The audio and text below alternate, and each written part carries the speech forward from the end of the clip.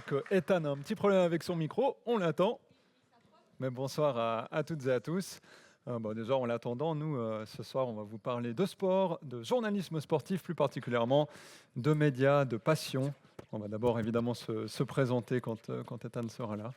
Mais voilà, on est là pour vous parler de Lucarne Grenat, notre média associatif qui commente les matchs du Servette FC, du Servette FC Chenois féminin et du Genève Servette Hockey Club. Pour ma part, je m'appelle Thomas Zinguignan, j'ai 27 ans. Je suis un grand passionné de sport depuis que je suis né, une passion que m'a transmis mon père, un petit peu à ses défauts, parce que d'avoir un enfant qui vous parle de sport tout le temps, au bout d'un moment, c'est un petit peu pénible. Mais voilà, j'ai toujours eu le rêve de commenter des matchs, de me retrouver auprès de sportifs de haut niveau, et j'ai pu réaliser ce rêve en 2017 en rejoignant ce média qui ne s'appelait pas encore Lucarne Grenat, mais voilà, je l'ai rejoint en 2017, et j'en suis devenu le président en 2021.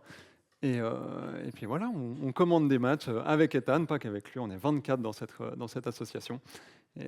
Et voilà pour ma part. Alors pour ma part, je m'appelle Ethan Fasnart, j'ai 23 ans.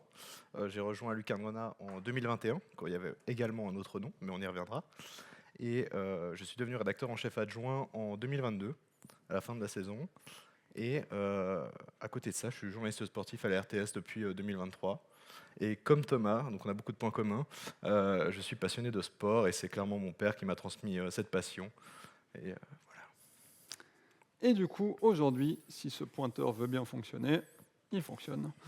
On va vous parler de notre passion qui nous permet de surpasser un petit peu nos obstacles, de les surmonter. Il y en a beaucoup dans un média associatif, comme vous pouvez vous en douter. Mais qu'est-ce que Lucarne Grenat ? On va déjà vous présenter ce qu'est Lucarne Grenat. Du coup, Lucarne Grenat existe depuis 2017 sous un autre nom à l'époque, ça s'appelait titulaire.ch. Un média qui commente du coup tous les matchs du Servette FC, que ce soit à domicile ou à l'extérieur.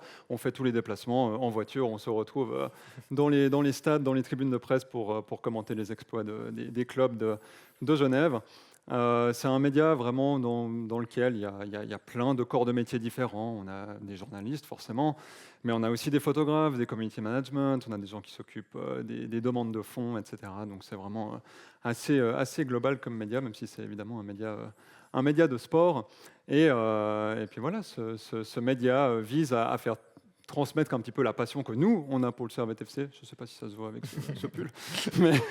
mais voilà, cette passion qu'on essaye de transmettre à d'autres personnes qui nous rejoignent pour commenter des matchs et également à du public qui nous écoute. Alors on va parler quand même de l'évolution. Donc comme on l'a dit, Lucarne Grenat, ça a changé de nom. Il y a eu plusieurs rédactions en chef, plusieurs types de lignes éditoriales. Donc ça a commencé avec titulaire.ch en 2017. C'est devenu Géosport en 2018. Et en 2022, on a décidé de devenir Lucarne Grenat pour changer notre identité. Géosport ne convenait plus pour différentes raisons. Moi, pour ma part, du coup, j'ai rejoint en 2021. Quand c'était encore sous le nom de Géosport. C'était une époque où Thomas venait de reprendre l'association qui était endettée, qui était au bord de la dissolution. Et il a tout payé de sa poche, parce qu'il croyait en le projet. Et quand il m'a proposé un an après de devenir rédacteur en chef adjoint, voilà, il m'a dit il faut qu'on change d'identité, il faut qu'on remette certaines choses à jour, il faut qu'on rende l'association aussi pérenne financièrement. Et c'est ce qu'on a fait, et c'est pour ça qu'on est passé de 4 à 24 membres, et que maintenant, l'association a un peu plus d'argent.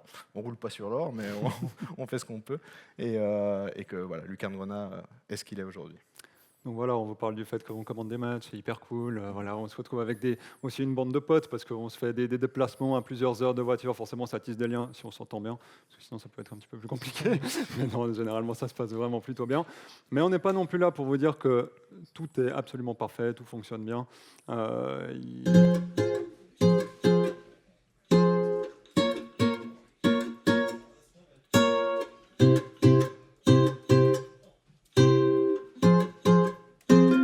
Purchase your tracks today.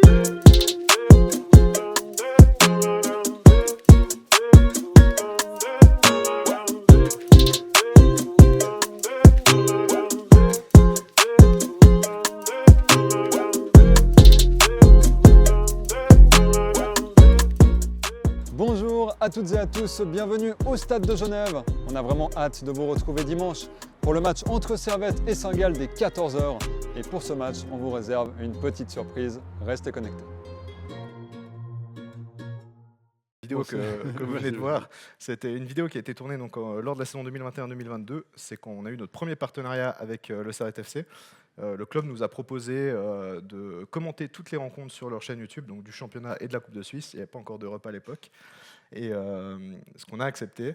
Et c'était une première belle récompense pour nous. Et l'association a vraiment aussi grandi grâce à ça. On a été un peu plus connus avec l'aide du club.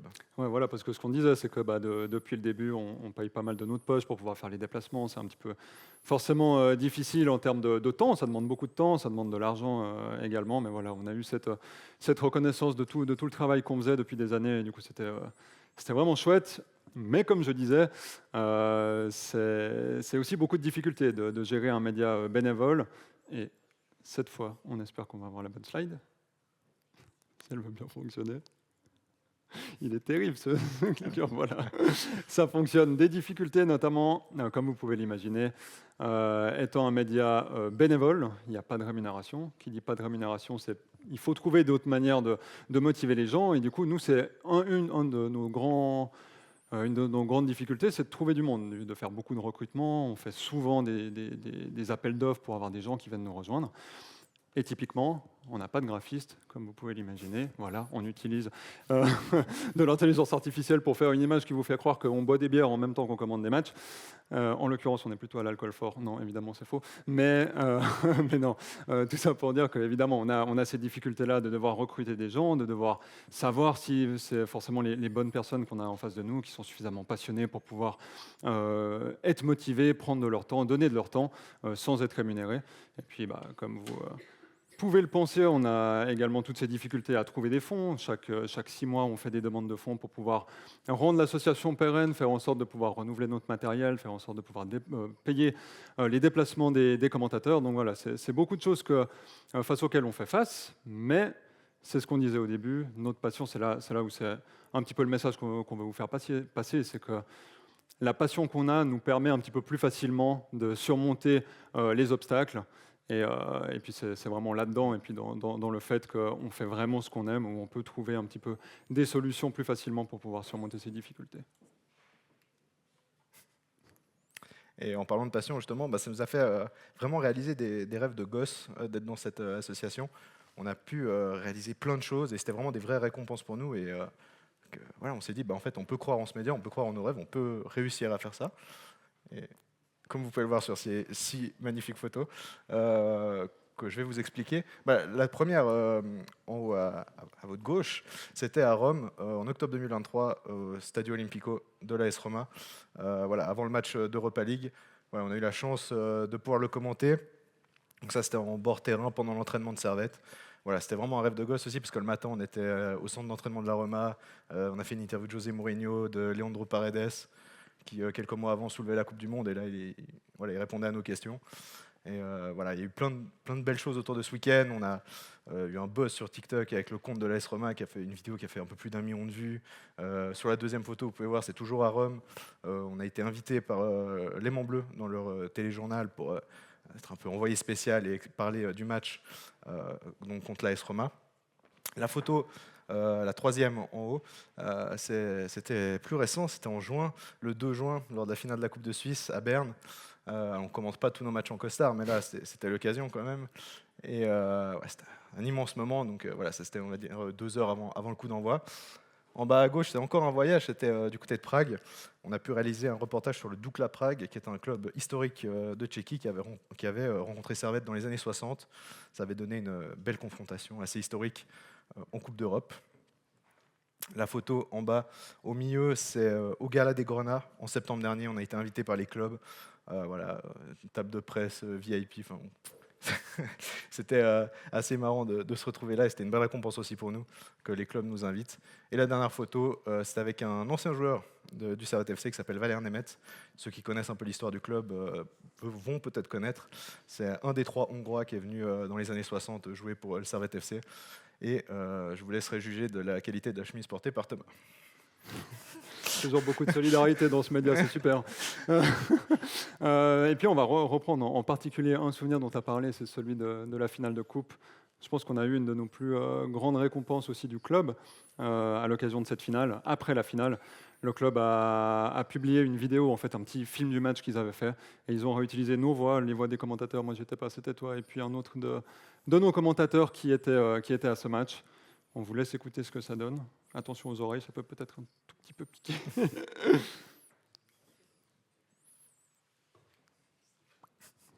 Bienvenue ici au Vandorf, à Berne, pour cette 99e finale de l'histoire de la Coupe de Suisse.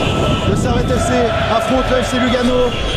J'ai le plaisir de commenter cette rencontre avec Tibor Lucie. Comment tu vas, Tibor? Ça va super bien, j'ai vraiment hâte que ce match débute d'ici à peu près 10 minutes. Pour cette 99e finale de la Coupe de Suisse où Servette dispute sa 20e finale, quasiment une finale sur 5 où Servette prend part, même si ça faisait donc 23 ans que Servette attendait cela. Est-ce que cette fois on peut remporter cette séance? Ce serait juste magnifique. C'est le moment, Joël. Allez, Joël! Joël, man!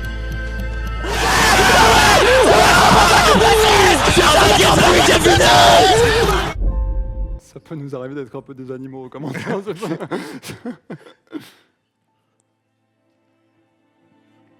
Et comme vous pouvez voir, comme sur le visage de ces deux personnes, nous aussi on ressent des émotions, vous l'avez entendu. Et voilà, ça fait partie, c'est ça qui nous motive aussi. Et un de nos autres moteurs, justement, c'est la réaction des gens aussi qui nous écoutent. Vous allez pouvoir voir cette vidéo, mais il y avait pendant le match à Genk en Belgique en août 2023, match de qualification pour la Ligue des Champions, nous étions en Belgique et il y a 2 personnes, fans de Servette, qui nous écoutaient depuis la Californie aux États-Unis et qui nous ont envoyé leur réaction en écoutant nos commentaires. Et voilà, ça fait chaud au cœur de voir ça et ça nous motive évidemment à en faire plus et à continuer. Ouais, et puis ça fait partie de notre but, de partager cette passion avec ceux qui sont au sein du média, mais aussi avec des auditeurs et des spectateurs qui nous écoutent depuis l'extérieur. Lors de la finale de la Coupe de Suisse, on était 1000, il me semble, à un moment sur notre live, avec tellement de gens qui étaient tellement contents de voir qu'on pouvait leur faire partager ça. Et puis c'est un petit peu notre objectif. On vous fait écouter cette autre interview. Il faut aussi faire un petit peu attention aux oreilles. C'est le moment de ta carrière servettienne. Il a été un petit peu critiqué quand même, René Rodelin. C'est le moment de faire taire ses critiques. C'est le moment. C'est maintenant, René Rodelin, de qualifier le Servette FC. Si c'est but, c'est terminé. Allez, il se lance. René Rodelin. Bonne démarre.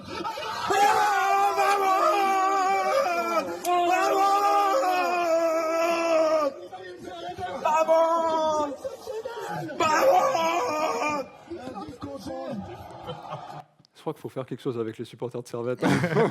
C'est très très grave quand même. Mais voilà, c'est un petit peu tout ça qu'on veut vous partager, cette passion qu'on a pour le journalisme sportif, parce que voilà, on commente aussi tous les matchs du Servette FC chinois féminin. On a aussi toutes les mêmes émotions. On a aussi maintenant depuis quelques semaines les matchs du hockey sur glace, du Genève Servette Hockey Club, qu'on commente également. Donc voilà, et puis cette passion, comme on disait depuis le début, on veut la faire partager. On a vraiment 2 buts absolus. C'est d'une part de servir aussi un petit peu de tremplin pour des jeunes journalistes qui veulent aussi découvrir le métier par notre intermédiaire. C'est entre guillemets, c'est facile d'entrer. Et puis après, quand on est dans le réseau, qu'on commence à se faire un petit peu du réseau journalistique, c'est plus simple de pouvoir trouver une place dans des médias professionnels. C'est pour cette raison typiquement que Ethan et moi, on travaille à la RTS, qu'on a d'autres bénévoles qui travaillent à Radio Lac, à l'Aimant Bleu. Donc voilà, c'est un petit peu notre premier objectif, de servir un petit peu de plateforme. Et notre deuxième objectif, comme vous l'avez compris, de partager cette passion avec des gens à l'intérieur et des gens aussi à l'extérieur. Et puis on vous montre un petit peu aussi dans cette nouvelle réaction ce que ça donne avec nos têtes quand on commente, parce que c'est vrai qu'on se filme en train de commenter. Et ça fait des fois des réactions un peu... C'est bien joué là, des Servettiens avec Cognac qui est tout seul dans l'axe. Cognac qui peut accélérer. Cognac pour Antunes. Bien joué Antunes. Antunes dans la surface. Antunes à droite. Chris Berger qui prend son ballon pour l'égalisation. Mais oui, c'est superbe. Sur cette passe d'Alexis Antunes qui a tout fait. On espère qu'il n'y a pas de hors-jeu de Chris Berger. Bref, on finira le petit mot de la fin pour vous dire que vraiment la chose qui est importante à retenir, c'est que nous, notre passion, on a pu la transformer là-dedans. Mais je pense vraiment que chaque être humain, chaque personne dans cette pièce est passionné. Il y a juste des personnes qui n'ont pas forcément encore trouvé quelle est leur passion. Mais quand on l'a trouvé, c'est beaucoup plus simple en fait de pouvoir surmonter nos difficultés, nos obstacles. Et du coup, on est dans une société où on a la possibilité d'essayer. Il faut essayer, il faut tenter. Au pire, on rate, c'est pas très très grave. On réessaye quelque chose d'autre jusqu'à trouver vraiment ce qui nous plaît. Et puis après, tout devient plus facile. Voilà. Merci. Merci beaucoup. Merci.